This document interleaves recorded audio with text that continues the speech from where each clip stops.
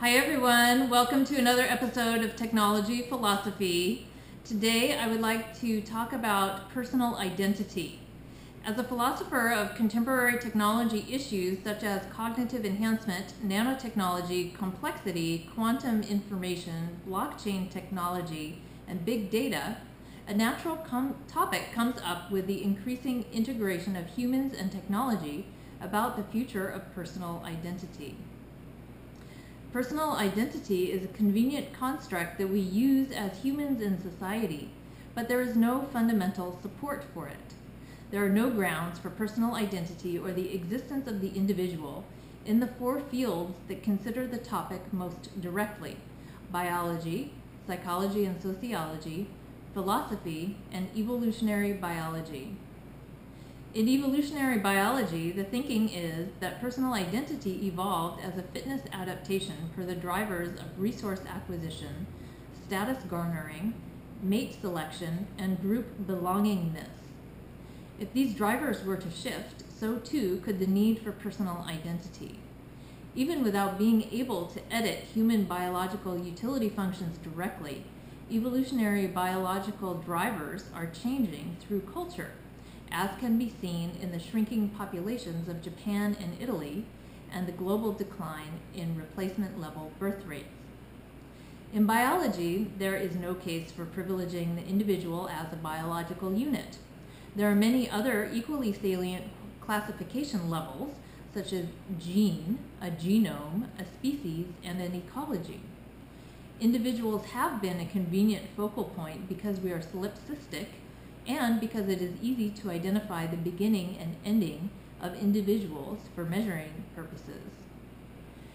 In psychology and sociology, we see that there is identity multiplicity and malleability. We are different selves in different situations, different at work, in sports teams, with friends and family, and in different online communities. Identity is not a fixed property, but matched to the situation. In philosophy, we intuitively think that there is continuity between ourselves, between our thoughts, feelings, and memories over time, but there are no grounds for this perception. As Hume said historically in a treatise of human nature in 1739, self is a dynamic flux of different unconnected perceptions.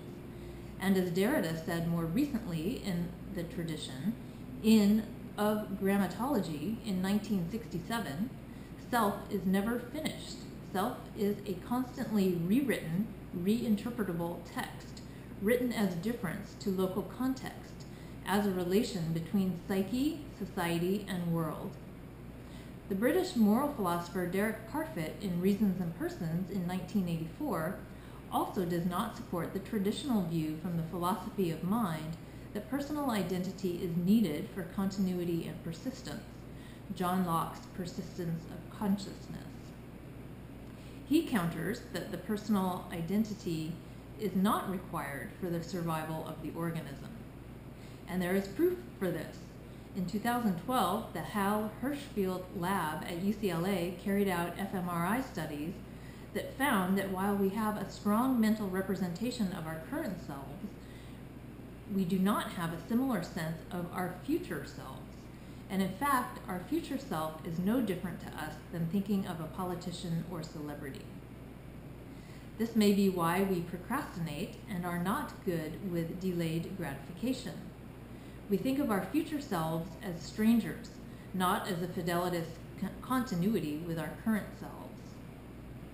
So we see from evolutionary biology, psychology and sociology, and philosophy that there are no fundamental primordial grounds for personal identity or the existence of the individual.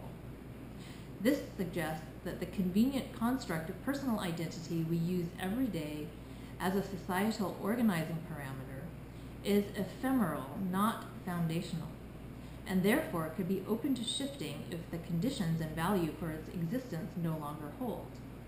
Personal identity has been a mechanism for packaging and labeling reality, but other models could supersede personal identity as they might be better suited to future situations of reality, such as a wider range of intelligent species of human and machine entities. Thank you.